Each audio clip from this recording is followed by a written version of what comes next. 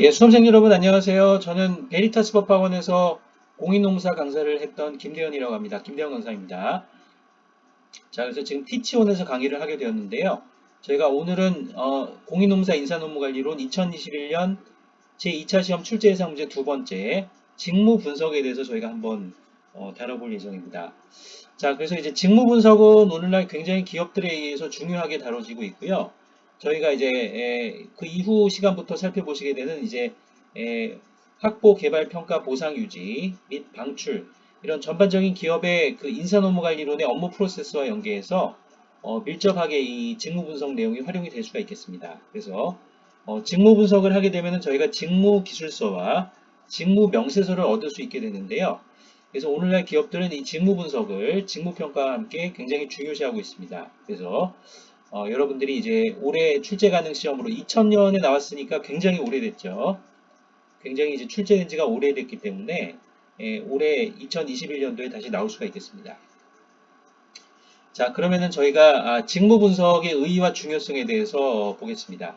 그러니까 직무 분석은 너무 어렵게 생각하지 마시고요. 그 각각의 그 조직 내 직위를 담당하는 조직 구성원들이 하는 직무를 프로세스와 그 컨텐츠 그리고 나아가서는 그 직무를 수행하는 데 요구되는 자격 요건 등을 분석하는 것입니다. 그래서 자, 직무 분석, 잡 어널리시스는 특정 직무의 내용 및 이를 수행하는 데 필요한 직무 수행자의 행동, 육체적 및 정신적 능력 등을 밝히는 체계적인 작업이고요.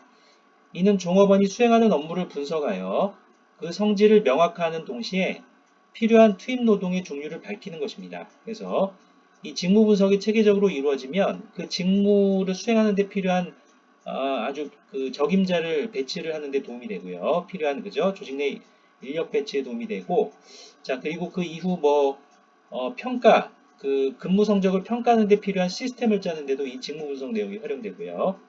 그리고 평가 이후 보상 시스템의 어떤 설계 그러니까 전반적으로 인사노무관리론의 전반 프로세스에 다 활용이 될 수가 있겠습니다.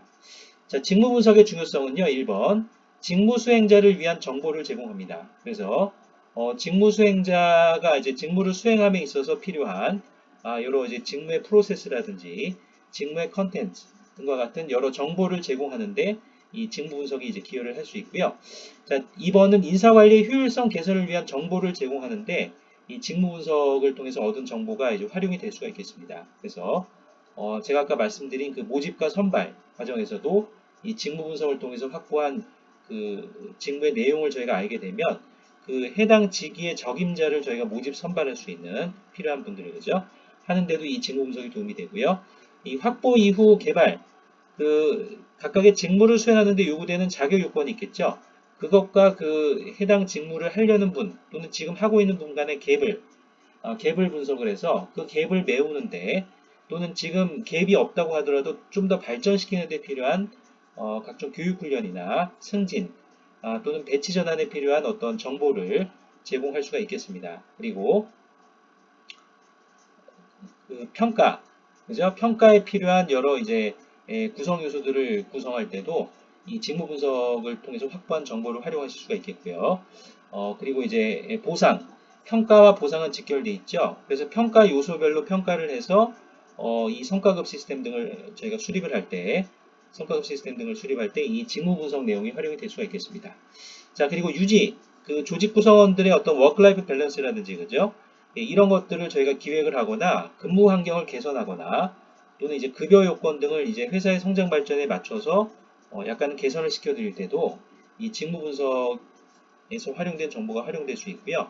자, 그리고 물론 이제 방출 여부를 결정할 때도 이 직무 분석을 통해서 확보한 정보와 그 대상자, 조직 구성원들의 단연간의 성과나 보유 역량 정도가 평가가 돼서 방출 여부가 결정이 될 수도 있겠습니다. 이런 전반적인 프로세스에 직무 분석이 활용이 될 수 있고요. 자, 그 다음에 2번 목차에서는 이제 수험생 여러분들이 직무 분석이 이루어지는 절차를 언급을 해주셔야 되겠습니다. 그래서 직무 분석의 절차는 크게 예비 작업과 본 작업, 정리 분석 작업으로 나뉘어지고요. 그리고 예비 작업에서는 예비 조사와 직무 단위 결정이 이루어지고요. 본 작업에서는 직무 정보를 수집하는 작업이 이루어지고요. 정리 분석 작업에서는 이 본 작업에서 저희가 수집한 그 직무 정보를 직무 기술서, 직무 명세서. 그래서 직무 기술서는 저희가 영어로는 job description 이렇게 얘기하고요. 직무 명세서는 job specification 이렇게 얘기합니다. 물론 학계에서는 직무 명세서를 직무 기술서에 같이 포함시켜서 그냥 직무 기술서 job description이라고 하기도 합니다만은 저희가 이 시험 문제가 나올 때는 이렇게 두 개를 나눠서 언급을 해주시면 좋을 것 같습니다. 자, 그래서 예비조사를 먼저 보시면요. 그 조직도, 그리고 조직 구성원들 간의 업무 분장표, 그리고 기존에 이미 작성이 되어 있는 직무 기술서와 직무 명세서 등 직무 분석을 하기 위해서 필요한 기초 정보들을 수집하는 작업을 예비조사라고 합니다. 자, 그 이후에는 이제 직무 분석이 이루어지는 직무 단위의 결정이 이루어지죠. 대표 직무의 선정이 이루어집니다. 자, 그래서 그 분석 대상이 되는 직무의 단위를 결정하셔야 됩니다. 그래서 과업 또는 직위, 직무, 직군, 직업 등과 같은 이제 직무 분석의 대상이 되는 단위를 결정을 해주시고, 그리고 이제 그 단위가 결정된 이후에는 직무의 단위가 결정된 이후에는 조직 내 모든 직무를 대상으로 직무 분석을 하기보다는 시간과 비용상의 제약으로 인하여 일반적으로는 조직 내 대표 직무를 선정해서 이를 중점적으로 분석한다고 보시면 되겠습니다. 그래서 자, 이렇게 이제 직무 분석이 이루어지고요. 자, 그래서 이제 직무 분석과 관련된 직무 정보들이 이제 수집이 됩니다. 그래서 직무가 갖고 있는 성격 또는 이제 직무의 전반적인 프로세스, 직무 수행에 요구되는 종업원의 어떤 행동 방식 또는 종업원의 학력이나 자격증 요건 등 인적 요건 등의 구체적인 직무에 대한 정보들이 분석이 되고요. 이것이 이제 직무 기술서 4번, 5번의 직무 명세서 이렇게 이제 완성이 됩니다. 그래서 job description 직무 기술서의 작성은요. 그러니까 직무의 주요 특성과 직무의 효율적 수행에 요구되는 각종 활동들에 관하여 기록한 문서인 직무 기술서가 작성이 되고요. 그래서 이제 그 직무 정보 수집 단계에서 저희가 얻은 정보를 활용해서 이 직무 기술서가 작성이 되겠습니다. 자, 그리고 이제 직무 명세서, 직무 기술서를 활용해서 직무 명세서가 작성됩니다. job specification이죠. 그래서 직무 기술서는 말 그대로 그 직무 자체의 특징을 나타내고요. 이 직무 명세서는요, 그 직무를 수행하는 조직 구성원들의 인적 특징을 나타낸다. 그죠? 그래서, 자, 직무 명세서는 직무 수행에 필요한 인적 자질, 특성, 기능, 경험, 그러니까 뭐 학력이라든지 자격증이라든지 요구되는 여러 요구 조건들을 기술한 문서를 직무 명세서라고 합니다. 그래서 이 두 가지 직무 기술서와 직무 명세서가 직무 분석의 결과로 도출이 된다고 보시면 되겠습니다. 자, 그러면 직무 분석의 기법에 대해서 3번 목차에서 이제 언급을 해주시면 되겠고요. 자, 그런데 이제 이 수험가에서는 이 직무 분석의 기법 이 1번 직무 정보의 수집 방법하고 이 직무 정보의 분류 방법이 있어요. 그래서 이 두 가지 중에서 여러분들이 선택을 하셔서 하나를 쓰셔도 된다고 하는데요. 만약 여건이 되시는 분들은 두 개 다 언급을 해주셔도 되겠습니다. 그래서 자, 직무 정보의 수집 방법에는 뭐가 있냐면 그 관찰법, 면접법, 질문지법, 경험법, 그죠? 그러니까 그 직무 저희가 기술서와 직무 명세서를 작성하는 데 필요한 그 정보를 얻는 방법을 의미합니다. 그래서 자, 그래서 기업 실무에서는 면접법하고 질문지법이 자주 활용되는데요. 이 질문지법으로는 얻을 수 있는 정보에 좀 한계가 있기 때문에 이것을 이제 그 직무 분석 담당자가 직접 그 조직 내 조직 구성원들을 면접을 해서 질문지법에 나와 있는 정보를 확인을 하는 그런 형태로 주로 직무 분석이 많이 이루어집니다. 자, 관찰법 observation method는요, 직무에 종사하는 사람의 행동이나 동작 및 업무 과정을 실제로 가서 관찰하는 겁니다. 그래서 예를 들면 그 조직에 실제 가서 그 보통 T자형으로 많이 돼 있죠. 그 끝에 또는 이제 중간에 이제 직접 직무 분석 담당자가 근무를 하면서 관찰을 하고요. 이를 바탕으로 이제 직무 정보를 수집하는 방법을 관찰법이라고 합니다. 자, 그 다음에 3번의 면접법은요. 직무 담당자의 대면 진술을 확보함으로써 직무 정보를 수집하는 방법이에요. 그래서 이 직무 분석 담당자가 직무 담당자를 직접 면접을 해서 그래서 이 경우에는 저희가 진실한 어떤 직무 분석을 통해서 정보를 얻기 위해서는 직무 분석 담당자와 면접 그 대상자, 직무 담당자 간의 직무 분석 담당자와 직무 담당자 간의 어떤 라포, 그죠? 호의적인 관계인 라포가 형성이 돼야 된다. 이런 것이 이제 면접법의 특징이 되겠습니다.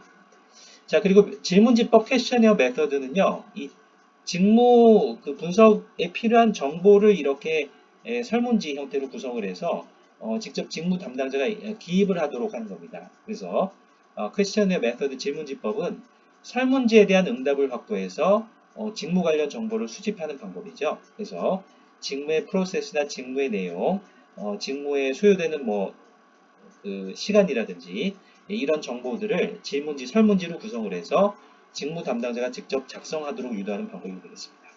자, 경험법은 empirical method라 그래서요. 이 직무 분석을 담당하는 사람이 직접 해당 직무를 수행해 봄으로써 직무 관련 정보를 수집하는 방법이에요. 그래서 이 경험법을 저희가 쓰게 되면 그죠?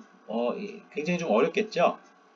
이게 직무 정보를 이렇게 경험법을 해서 직접 얻어내기까지, 물론 시간이 많이 걸리는 경우도 있고, 조금만 걸리는 경우도 있겠습니다만은, 보통은 경험법의 경우에는 실제 그 직무 정보를 얻기가 굉장히 좀 어려울 수도 있겠습니다. 시간과 비용이 좀 많이 들 수도 있죠. 어찌됐건 경험법은 직접 직무 분석을 하는 분이 그 업무를 수행해 봄으로써 직무 관련 정보를 수집하는 방법이다. 그래서 기업 실무에서는 면접법과 질문지법이 자주 활용된다. 이렇게 알아두시면 되겠습니다. 자, 그러면 이제 확보된 직무 정보를 저희가 분류하는 방법에 대해서 알아보겠습니다. 그죠? 그러니까 직무기술서 명세서, 주로 이제 직무기술서 쪽이죠. 이 확보된 직무 정보를 이렇게 분류하는 방법. 그래서 첫 번째는 기능적 직무 분석이라고 있어요. Functional Job Analysis. 이거는 미국의 노동부에 의하여 개발된 것으로 이렇게 수집된 직무 정보를 자료 관련 기능, 사람 관련 기능, 사물 관련 기능으로 대별하여 분류하고 정리하고요. 그래서 직무 배치와 상담 등의 목적으로 직무를 간략하게 분류하는 데 유용하다고 합니다. 그래서 이제 그 직무 배치가 이루어지려면 직무 담당자와 이제 상담을 하셔야 되겠죠. 직무 담당자가 되실 분하고, 그리고 이제 이런 직무 배치, 이런 목적으로 해서 이 직무 정보를 분류하는 방법을 기능적 직무 분석, Functional Job Analysis 이렇게 얘기하시면 되겠어요. 자, 직위 분석 설문지법, Position Analysis Questionnaire, PAQ, 이렇게 저희가 부르기도 하는데요. 이거는 맥코믹 교수, EJ 맥코믹 교수에 등에 의해서 개발되었고요. 총 6개의 범주에 관한 질문지를 통해서 직무에 대한 표준화된 정보를 수집하는 방법이에요. 그래서 이렇게 정보가 수집이 되면 이렇게 분류가 되는 것이죠. 그래서 투입 정보, 직무를 수행하는 데 요구되는 투입 정보, 그리고 직무 수행과 관련된 정신적인 과정, 그리고 이제 과업, 수행되는 과업의 성과, 그리고 업무 수행 과정에서의 타인과의 관계, 그리고 직무 수행이 이루어지는 환경, 기타 이제 직무의 특성, 이런 형태로 6개 범주로 이제 질문지가 구성이 돼서 이렇게 또 그 직무 정보가 이제 확보된 직무 정보가 분류가 된다. 이렇게 보시면 되겠습니다. 자, 3번에는 관리직위 기술 질문지라 그래서 Management Position Description Questionnaire 그래서 MPDQ라고 법이라고 합니다. 요 관리직위 기술 질문지법은요. 토나우 교수와 핀토 교수에 의해서 개발이 되었고요.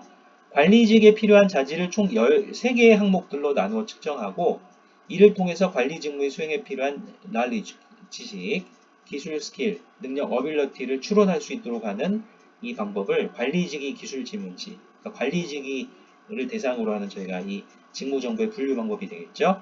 예, 세 번째까지 보셨고 마지막 네 번째는 과업 목록법, Task Inventory Procedure는 미국 공군에서 기원한 것이라고 합니다. 자, 설문지를 사용하여 분석하고자 하는 직무에 해당하는 모든 과업들을 열거하고 이를 상대적 소요 시간, 빈도, 중요성, 난이도, 그리고 그 학습의 속도 등의 차원에서 평가하는 방법을 과업 목록법이라고 한다고 합니다. 그래서 이제 직무와 관련되는 모든 과업들의 상대적 소요 시간, 그죠? 빈도, 중요성, 난이도, 학습의 속도 등의 차원에서 평가해서 이런 정보들이 분류가 돼서 이제 확보가 되는 것이죠. 자, 그래서 이렇게 저희가 이제 직무 정보에 대해서 보셨는데요. 직무 정보의 분류 방법. 자, 그래서 실제 여러분들이 25점짜리니까요. 작성을 하실 때는 이 두 가지 중에 하나에 포커싱을 해서 작성을 하셔도 된다고 하는데요.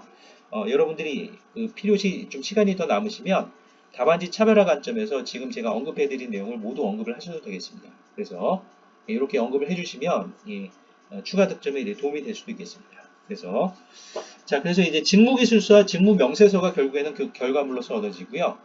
저희가 이제 다음 시간 이후 쭉 보시게 될 인사노무관리론의 전반적인 프로세스와 연계해서 이 직무 분석을 통해서 확보한 정보가 굉장히 유용하게 활용될 수 있다. 자, 이렇게 저희가 이해해 주시면 되겠습니다.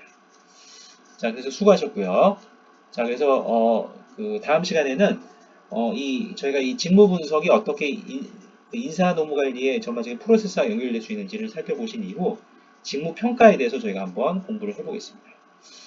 예, 예, 그래서 수고하셨습니다. 예, 감사합니다.